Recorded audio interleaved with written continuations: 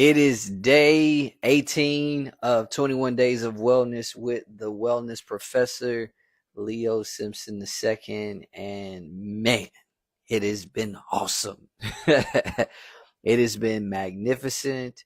It has been encouraging. It has been fired up, lit, all the different words you can imagine. And if you haven't been following, it's all on Instagram. You can go look at the different feeds. It's also on YouTube. If you're on YouTube, there's a playlist there. It's on LinkedIn. It's on the Facebook page if you're there as well. And let me tell you, there is some gems, some goodness, some discovery in everything. But I want to give you today something so profound. I want to talk to you about why you should become poor to become rich. I'm going to let you sit with that for a moment. Why you should become poor to become rich. Leo, are you going to try to persuade me to become poor so I can become rich? Uh-huh. Leo, are you out of your mind to encourage me to become poor so that I can become rich? Now, let me tell you something. I'm going to explain to you what I mean by poor to become rich. I'm going to really give you a perspective about poor, and you might even know to a degree what I'm going to say if you've been following me at all. Maybe you're not, but I want you to see how you can become rich in a profound way that is so exciting. Now, two things I want to do quickly, to a degree quickly. One is I want to share with you some things I went and kind of discovered. I asked this question, like, what is it that's out there in the internet, in the internet space, and all that kind of stuff, in the virtual world, the Google land, that says top ways to get rich, right?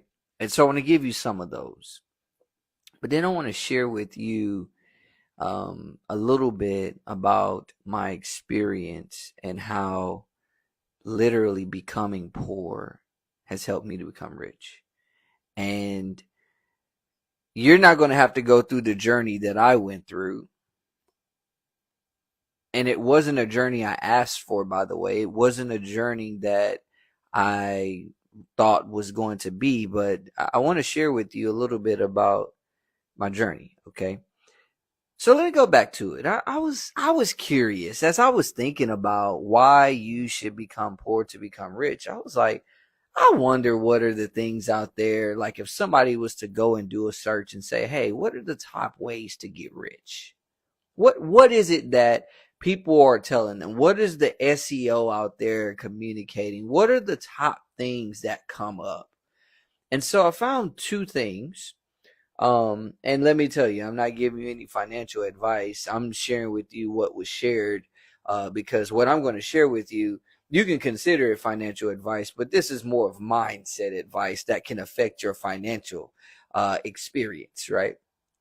Anyway, I found two things specifically that intrigued me, and there were some similarities, some overlap in them, but there was some intrigue. So I was like, hey, let me use these. There's a number of others, but I don't want to inundate you with all of that. You can go search it. Just type in top ways to get rich and you'll see what comes up.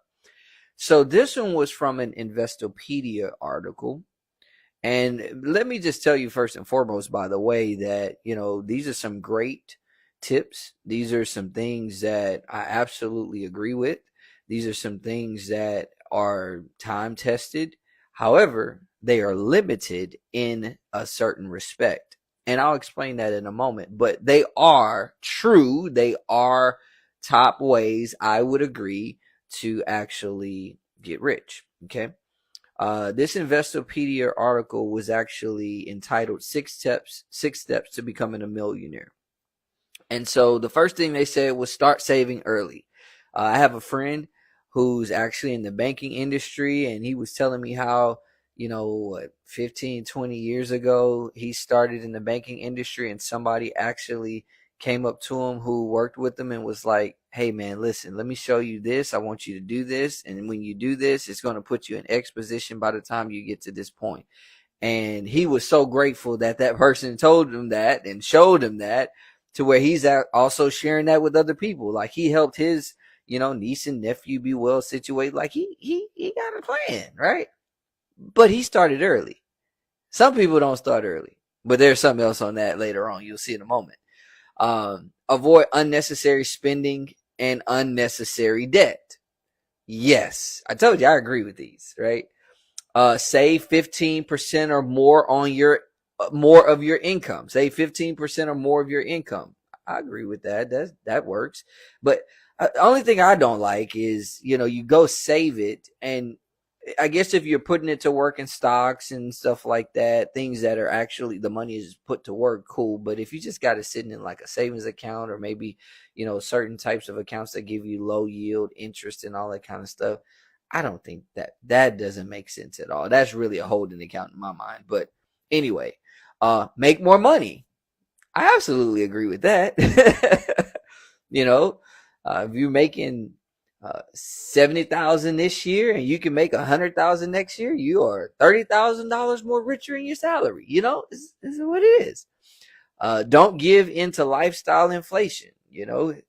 I mean, you pretty much get that. Don't just start increasing your lifestyle and all that kind of stuff just to be doing it. And then get help. Get you a financial professional. Okay, love that. Those are 6 great perspectives, 6 steps I think would absolutely work to becoming a millionaire. Like, that's pretty solid. Okay. So another one was a Forbes Advisor article, and it was entitled "How to Get Rich: 8 Tips for Building Wealth." Okay, let's see what they got. The first one was establish financial goals. I agree. I mean, if you got a moving target, I'm not sure you're gonna hit it. Now, don't get me wrong. There's some people who can hit a moving target, but you still got to have a target. And when I say target, I'm not saying you need to have necessarily a number, right? And they may be saying that you might need to have a number. I can't remember what they said at this point, but you got to have something that you're pursuing. That's the point. Something concrete, something focused. Destroy debt. And that's kind of similar to the second one above. Avoid unnecessary debt, right? Create cushion. Okay. All right. I like that. I like the way you said. Watch this. They say this one differently than the first one said. They said start investing now. Start saving early is different than start investing now. Because what if you didn't start early, but you start now? You're still good, right? Diversify your portfolio, boost your income, learn about FIRE. And this is a kind of new term, the way it's committed. They call it the FIRE movement, financial independence, retire early movement, right? And then avoid schemes. And I think that's true too. Now, schemes is a word that in and of itself is not a bad thing. A scheme is basically a strategy, right? And so I like how Myron Golden says, people come up to him and say, Myron, is that a get rich quick scheme? Is that a get rich quick scheme? He said, you better hope it is, because you're not going to be alive long enough for you to get rich slow. You're not going to live long enough for you to get rich slow. And so, that's just a little levity. Just enjoy yourself there. But, hey, you better hope it is. I love that from Myron. Well, I want to share with you that I was poor. I'm talking about I was poor to where had no money, no place of my own, no vehicle of my own. Didn't know where the next meal was coming from, and thankfully we had family members who were kind enough to give us a place to squat while we figured out how to stand on our own. And When you have skills, background, ability, and you find yourself becoming poor, and the people around you are looking at you, knowing what you're capable of, like being poor is bad enough. But when people look at you and just make you feel like you are the scum between their toes and the worst of the worst, and like there's no value in you anymore, like you start to question what's the point, right?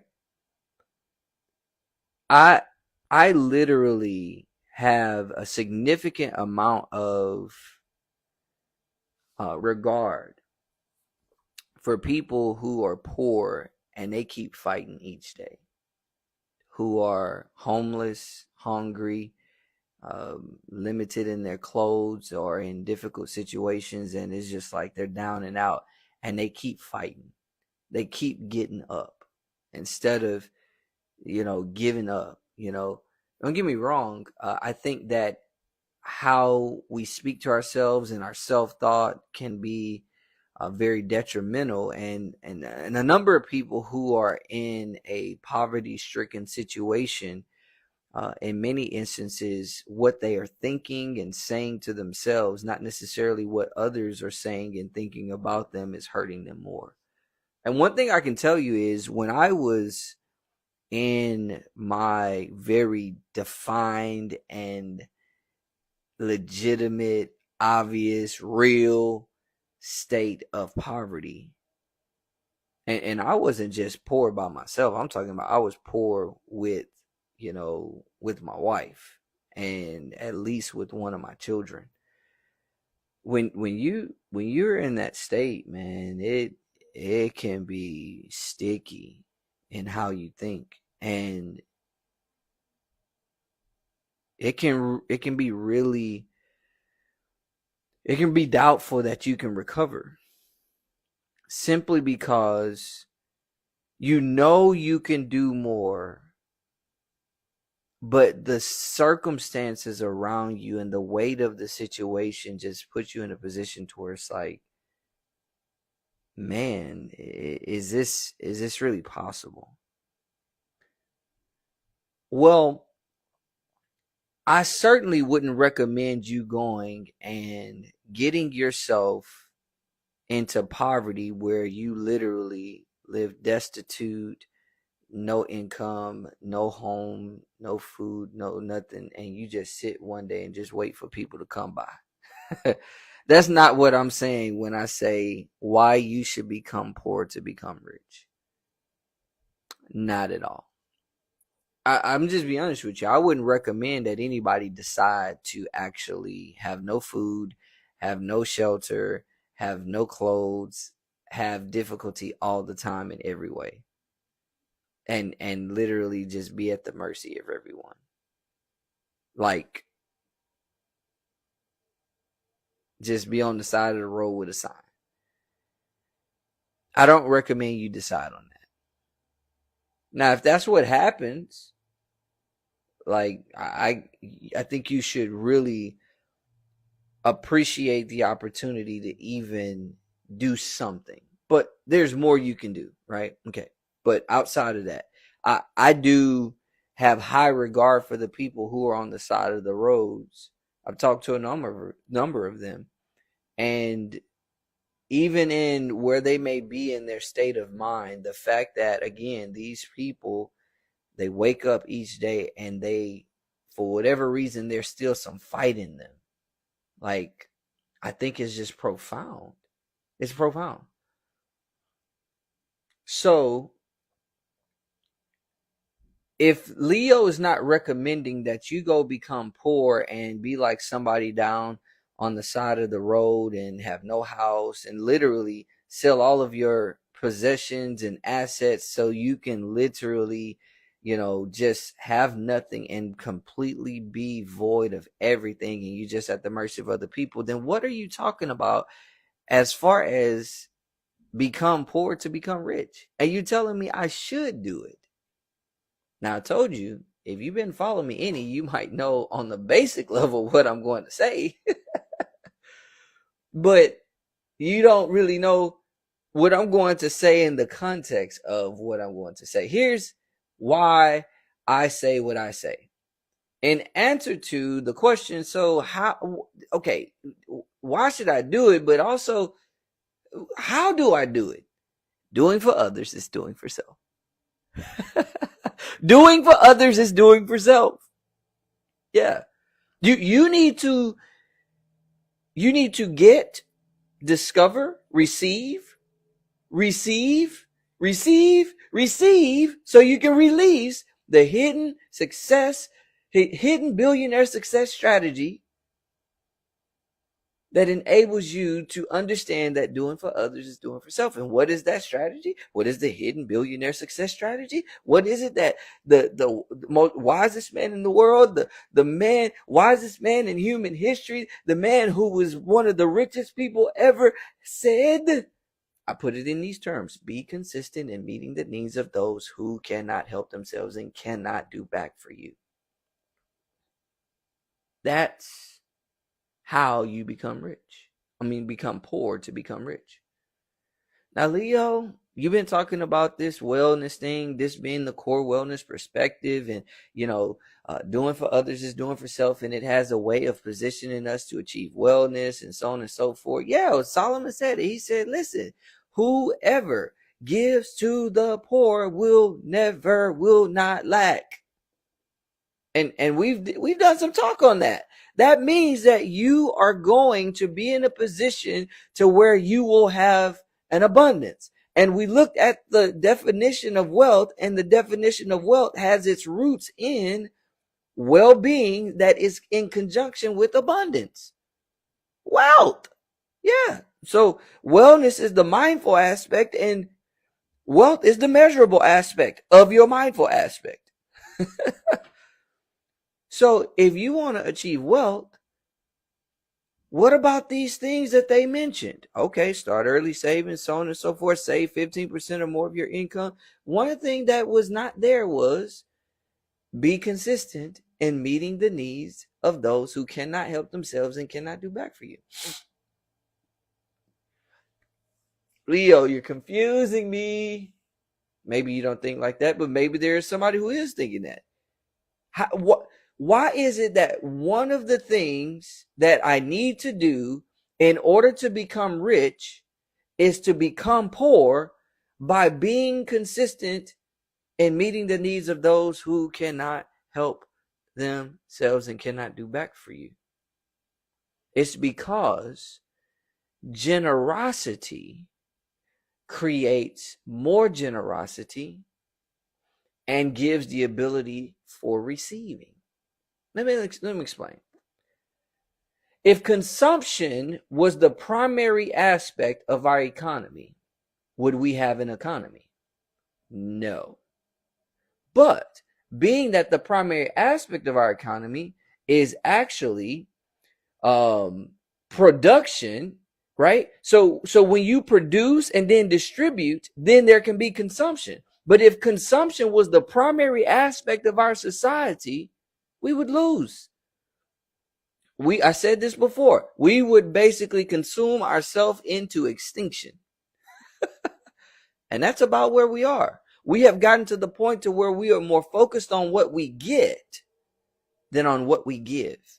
And what you've got to understand is a priority on what we get versus a priority on what we give puts us in a position to where we're going to end up in poverty anyway. Why? Because we are prioritizing what we receive. We are prioritizing the rewards we get. We are prioritizing our gain rather than prioritizing our release. Let me explain. I said this in one of my other past conversations on the live, and that was this. Listen to me carefully. We all have a value and we all have a void. Now, you must understand that your value cannot satisfy your own void. My value cannot satisfy my own void. Cannot. in any way, shape, form, or fashion. So what's the point of my value if my value can't even take care of my own void?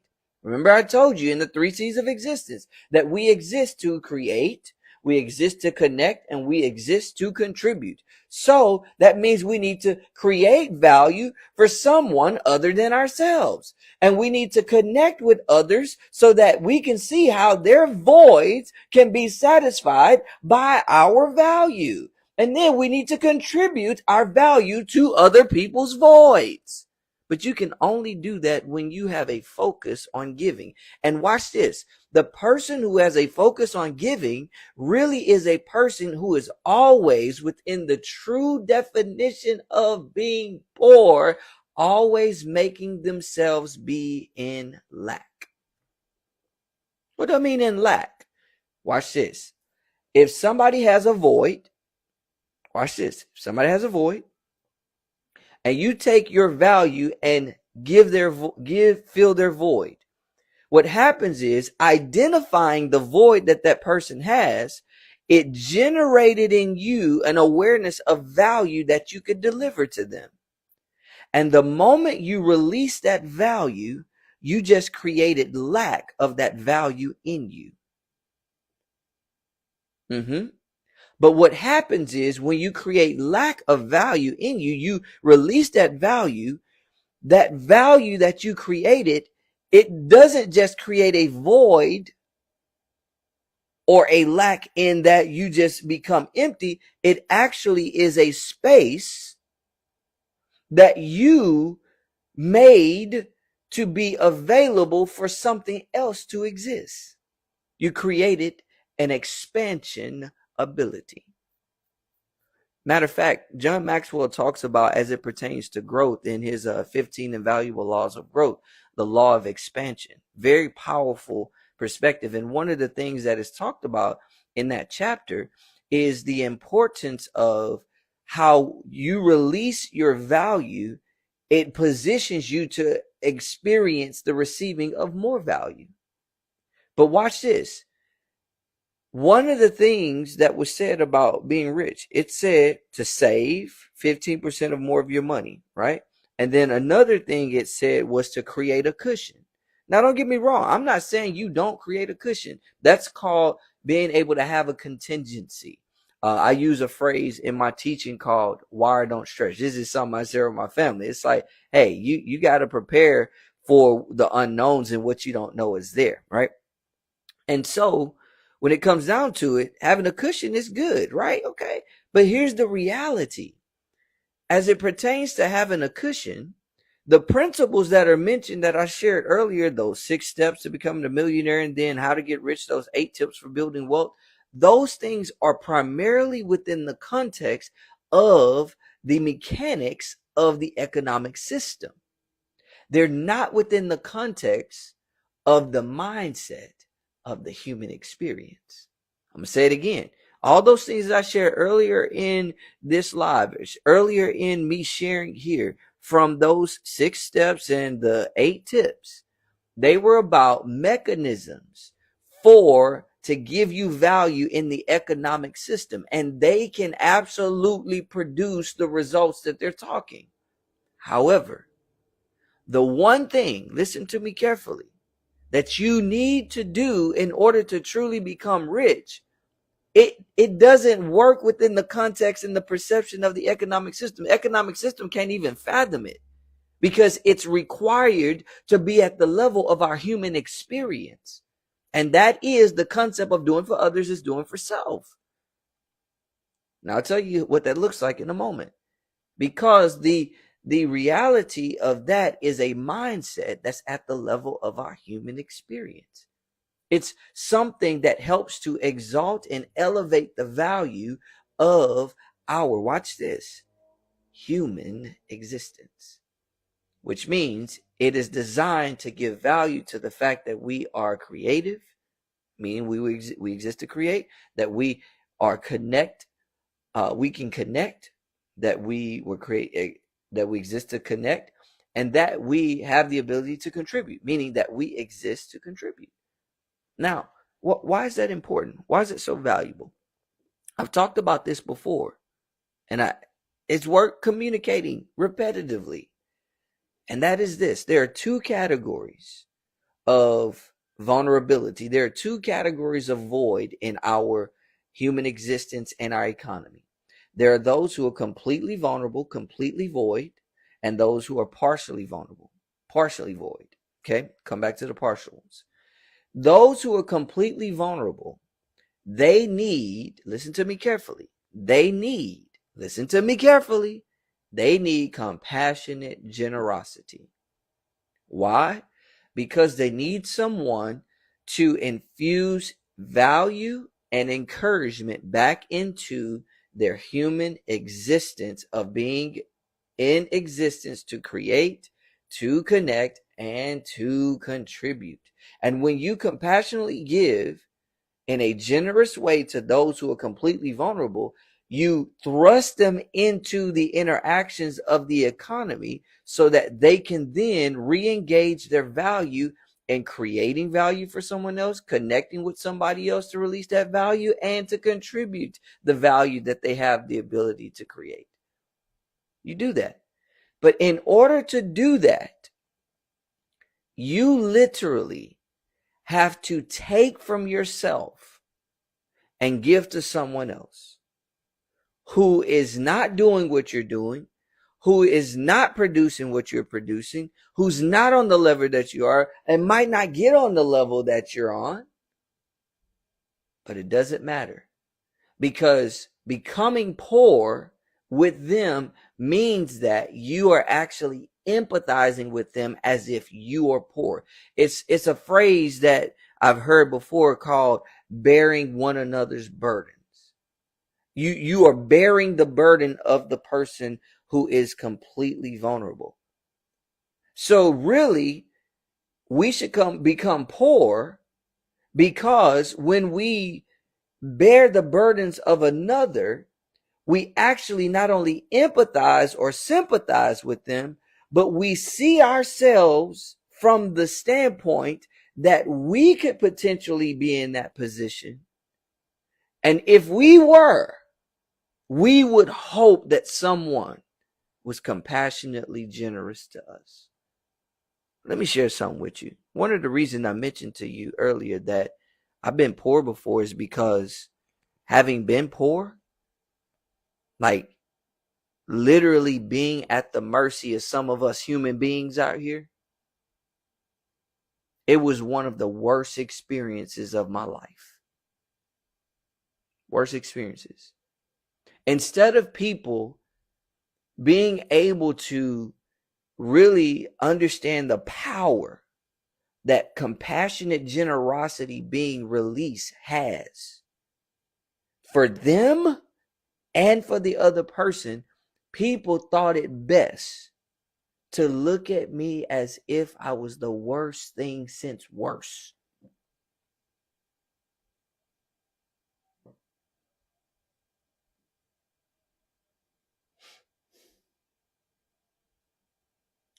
And let me tell you something. I appreciate every moment of it. You know why? First of all, I wouldn't be here sharing with you what I'm sharing. But it has given me to discover a world that I would have never imagined. Solomon was a multi-billionaire. And to be honest, multi-billionaire was what I could see based on what was able to be found and identified as far as different measures and different specific details that were given. But for all intents and purposes, by virtue of what was not said and what was observed without details, it's possible that he was bigger than Apple as it pertained to the impact that he had in the equivalence of his day. I'm talking about richer than the Caesars of Rome type of thing. Man, he literally, in one moment of a transaction, received almost $1 billion in substances, gold, spices, and precious stones. And the amount of the precious stones and the spices, because of how in the old world they would actually have caravans and trains of their substances, like they didn't really have it measured in a certain way, except for maybe, in the talents of gold, etc. But man, the reality of financial substance he got in one moment could have been almost $1 billion in one moment, one transaction. And he had people from all around the world, from all the nations around him, all the operations around him coming, their people, the leaders of those people coming. And this man, out of everything he could say, he wrote 3,000 proverbs, 1,005 songs. Out of everything he could say, this man said, whoever gives to the poor, whoever shows compassionate generosity to the poor, whoever is consistent in meeting the needs of those who cannot help themselves and cannot do back for you, whoever does that will never lack. Who you gonna believe? Man, I'm gonna believe him. Because I'm looking at what's happening, this inflation, this national debt, and the political framework and landscape and all this kind of stuff. And I'm like, nope, not for it. I'm going to give. In other words, why you should become poor to become rich. What I mean is focus on giving all of the value you are capable of giving and literally exhausting it, and forget about your voids. Forget about all of your voids being filled, which means that if you don't get any of your voids filled, it doesn't matter. Don't worry about your voids. Don't care about your voids. Why? Because doing for others is doing for self. In other words, there is no way humanly possible. History proves it. It's been recorded, and there are people still doing it today, like myself, like hopefully you, that giving compassionately generous in compassionate, generous ways and giving in commercially generous ways, those people are not lacking, and they never will.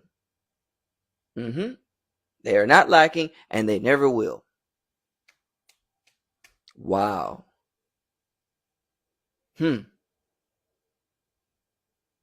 Why should you become poor? Meaning, absorb the weight and the burdens. Absorb the needs of the poor. Like, see the needs of the poor as things that are calling for you to satisfy them. When I say poor, I mean it from this standpoint: those who cannot help themselves and cannot do back for you. Now, on this commercially generous side, that's where people have problems in the context of their everyday. They can compensate you for them, but they can't actually do back for you the exact thing you did for them. And so if you are truly a person who has become poor to become rich, you understand that as it pertains to those who are completely vulnerable, you're going to be compassionately generous. And being compassionately generous, what you're going to do is you're going to build a muscle. And in building that muscle is such that it causes you to be so keen on sniffing out people's needs. And guess what? You're going to sniff out people's needs so much to where you're going to know how powerful your value is.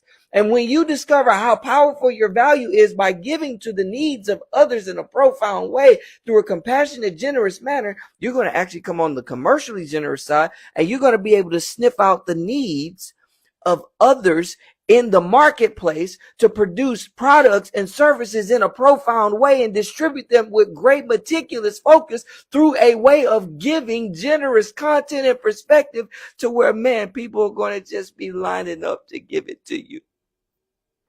I'm talking about the compensation. See, you've got to see yourself as your value really enables you to see other people's voids, meaning your riches enables you to see poor more definitively. So in order to become more rich, you have to become more acquainted with the poor. In order for your voids to become filled with value, you have to become so acquainted with other people's voids on both sides that you identify the power and potency of not only your own value, but other people's values, because you are resting well in the 3 C's of existence and the 3 C's of life. What? That you exist to create, exist to connect, and that you exist to contribute. And because you exist for those purposes, you engage life through contribution, compensation, and consumption. And you help to power contribution, compensation, and consumption. Because every time you give to somebody who is on the compassionate, generous side and completely vulnerable, you empower them to contribute to somebody through the compensation you're giving them. Though they did work for you, you're sharing your compensation with them, with you, and you're giving them to go over here on this side and enrich somebody who's actually providing a value in the economy. Because remember, I told you, what is wealth? I love Myron Golden's definition on this. What is wealth? Wealth is the ability to create value for someone other than yourself. Like if you get in that mindset, it's literally you understanding, oh, let me become so acquainted with other people's vulnerabilities. Well, let me become so acquainted with other people's voids. Let me become so acquainted with the poor, because then I become the most valuable. I really see my wealth in its intangible manner and its ability to become a tangible measure. Oh yes. Oh yes. Oh yes. Why you should become poor to become rich? Because the truth is, it's the only way to do it to where it will be sustainable long term. It's the only way to do it to where you will never lack. It's the only way to do it to ensure that other people can become rich too. Yeah. It's because doing for others is doing for self, not you do for self by doing for others. That's the part where you only go do enough so you can get compensated. That's only that, hey, I give to the Star of Hope. I give to the Salvation Army. I give to the Red Cross. I give to the Melinda and Bill Gates Foundation. Whatever I give to my church. I give whatever I give through the community service projects with my organization. Those are all great. But let me tell you something. Why are you doing those things? It sounds like if you're saying those things in answer and in response to what I'm saying, that you're probably communicating that, I think that's good enough. No, you haven't become poor. You're only doing enough to get by. Oh no. What I want you to understand is, if you really want to see yourself unleashed in the freedom and power of your potential, to really get into a place to where you can tap into and unleash your unlimited, unfulfilled potential, you must become poor to become rich. You must become someone who says, I have got to engage in, I've got to leverage, I've got to hold to, I've got to discover the hidden billionaire success strategy, which is to be consistent in meeting the needs of those who cannot help themselves and cannot do back for me. In other words, I have to ascribe to doing for others is doing for self. That's what you got to believe. And then you might ask me, well, Leo, how can I start? How can I start today actually doing for others, knowing that doing so is doing for myself? Well, go find somebody to give to. that is in a completely vulnerable situation and needs some compassion and generosity. Well, where should I look first? Well, I can give you a lot of ways to do that, but I can give you one for sure. And all you got to do is click either the link in my bio if you're on Instagram. You can click the link in the description if you're on one of the other platforms. But I need you to understand, you've got to find somebody. Listen to what I tell you. I've been on the poor side, and I know what this looks like. I know what it feels like. And being not on the poor side anymore, I know exactly why it's so exciting, why you get so much fuel, and why you get so much wellness, and why you grow so much being consistent in meeting the needs of those who cannot help themselves and cannot do back for you. When you find somebody who's vulnerable and you give to support that vulnerability no longer being in place, you give to fill that void, you get something that you cannot explain. Woo! That's why I get excited giving this stuff to you all. Why? Doing for others is doing for self. Leo, somebody asked me this question as I close it. Somebody asked me this question not too long ago. So, like, how do you deal with if you're on live and you don't have anybody watching? Doesn't bother me. Why? Because I have already connected with the person's confusion, the person's chaos, the person's frustration, the person's difficulty. In other words, I became poor. Meaning, I have already empathized, resonated with what is on the other side in you before I got here. I don't need to see you to know you need this. I know exactly what you're feeling. I know exactly what you're seeking for. And so guess what? Whether you're here with me, whether you're here on recording, it doesn't matter, because I know what I'm giving you is going to fill your void, because I have become so well acquainted with your void. And interestingly, because I was poor myself, I became absolutely acquainted with the void that might exist in you, from the commercial generosity side or the compassionate generosity side. So it's time for me to get off my podium here.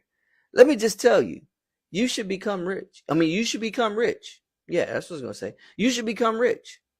But if you want to become rich, become poor. And one of the reasons that you should become poor to become rich is because when you become poor, you actually make somebody else rich, which really means you enrich someone else. You didn't know I was going to go there. You didn't know I was going to take it there. I didn't either. It just came out in the enrich part, but like the other part it did. Here's what you got to know. When you become poor, that someone else might become rich, meaning you actually resonate with their poverty, their void, and you say, you know what? I'm going to take my value and fill that void, compassionate generosity or commercial generosity. What you're literally doing is making that person rich in value, which means you're enriching them. That's it. That's what it means to enrich. To become rich is to be enriched. That's the simple definition. So, what we have a tendency to do when it comes to the completely vulnerable people, not the partially vulnerable, the completely vulnerable. What we have a tendency to do with the completely vulnerable people is, instead of enriching them, we actually condemn them, and we deepen their poverty. Now, let me ask you a question. I've been poor, so I already know what the answer to the question is for me.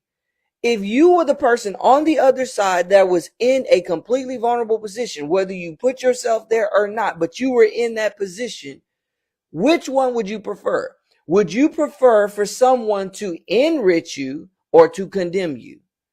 With somebody to build you up or to deepen your situation, to just dig a deeper hole for you and just push you down in it? What would you want? I think I know the answer to that. And so Here's what we need to stop being. We need to stop being lopsided in our society and our economy. We have no problem enriching people with value in the partial vulnerability category through commercial generosity.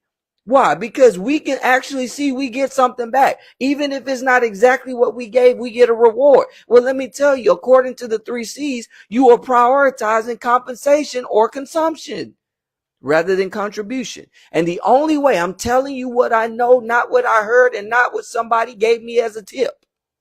Well, they kind of did, but I believe it because I do it. I'm telling you, only way you can know if you prioritize contribution out of the 3 C's. What are the 3 C's? Contribution, compensation, and consumption. Only can you know that you prioritize contribution out of those 3 C's is by compassionately, generously giving to those who are completely vulnerable, because that tests really what you believe at the core. And when you do that, when you engage in that, I'm telling you, you have truly become poor and you become rich. In other words, when you really start to prioritize giving as a priority at the greatest level, to enrich not only those who can compensate you, but can't give you exactly what you give, but those who can do nothing back for you, not a thing, that is going to change the game for you. It's because you are becoming, you are exalting the reality that you have the authority to make others rich. Enrich means to make rich. And even though that person is not rich long term, you are giving them a shot in the arm of it, a taste of it, which is really designed to reconnect them with the fact that they have value, because you don't enrich somebody who has no value. And guess what? I don't care how much their void is. I don't care how expansive it is, how magnificent it is, how magnified it is. That's what you're trying to say. How magnified it is. Everybody has a void and everybody has a value. And when you fill that person's void, you help to chip away at that void and get them closer to their value. You need to become rich. But in order to get there, you need to become poor. Enrich somebody else, and you will then be enriched. It's a principle. I've actually shared it before. We'll come back and share it another time. So, y'all know what I say. Be well. I'm going to get off my podium. Be well. And this is how you can be well. Become poor. Then become rich. As I often say, be great. You hear me now?